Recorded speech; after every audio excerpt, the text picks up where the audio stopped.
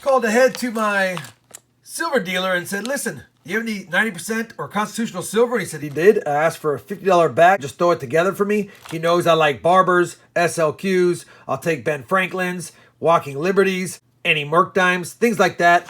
He actually had 5240, and I said, I'll take it all. So we got it right here. Figured I'd open it up live with you guys and see what we got.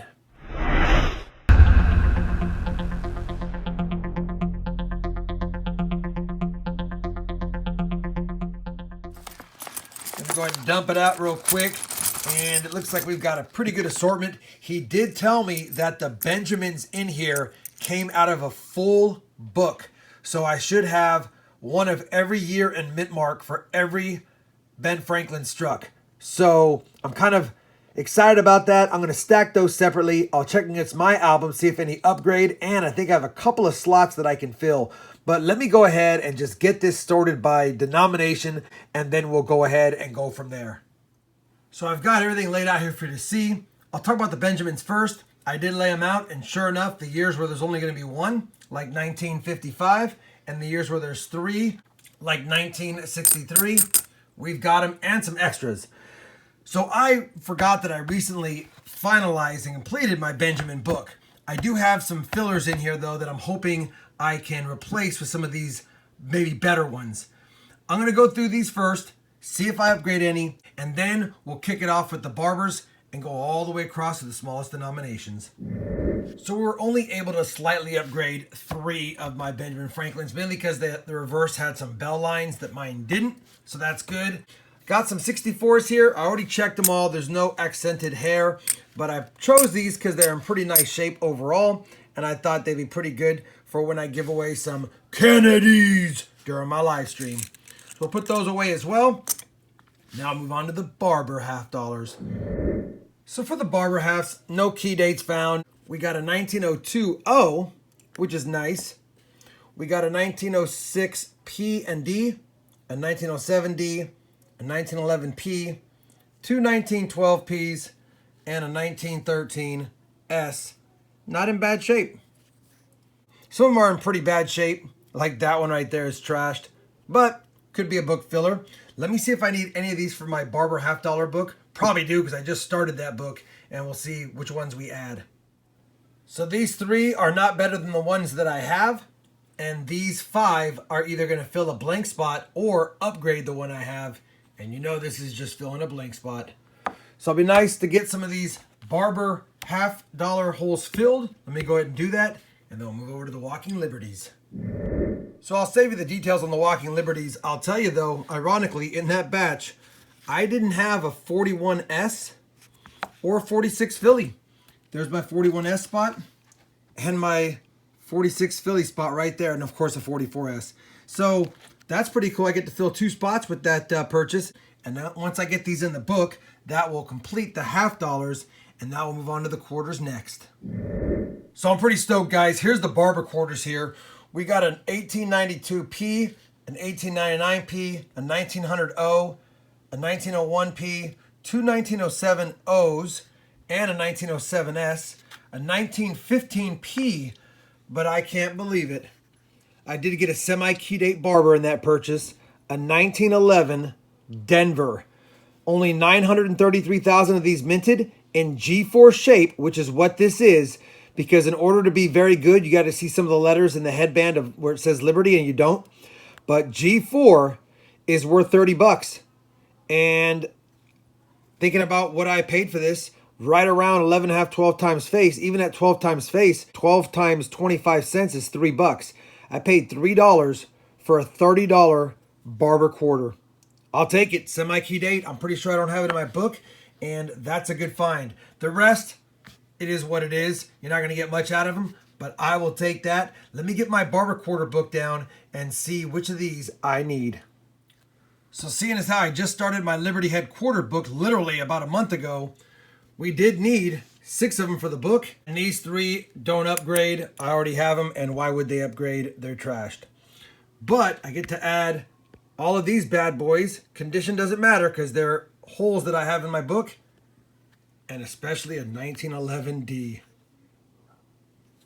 And ironically, It's one of the nicest ones of the bunch. All right, let's add them to the book, and then move on to the SLQs and the Washingtons. So unfortunately, both SLQs are dateless.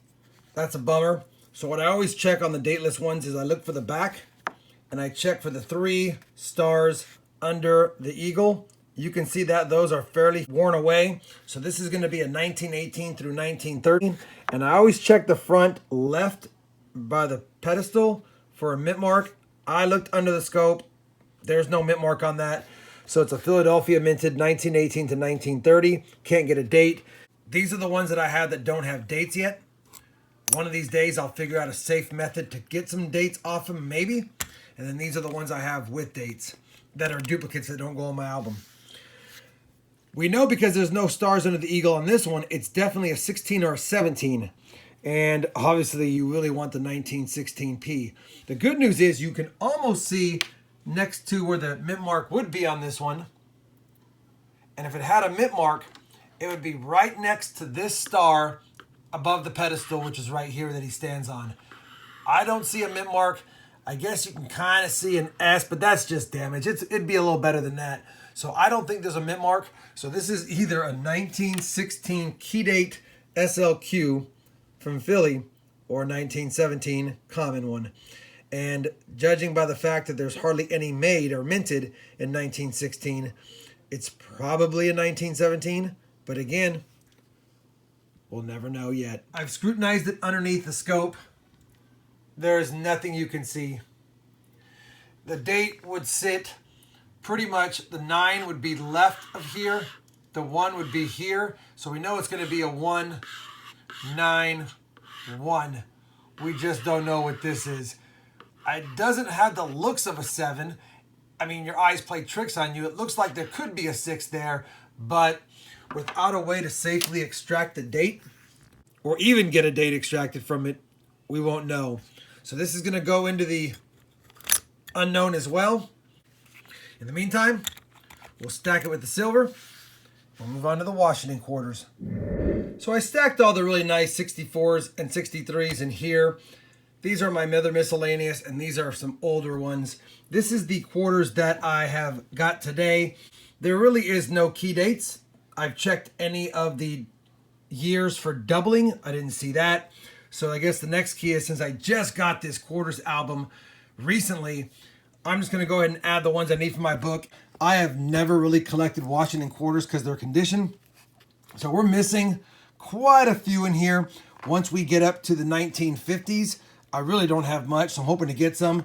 And then I really stopped at 64 because the rest is clad, and I'll work on taking my really nice clad ones I found from my quarter boxes and put them in here, but that's not what we're doing today.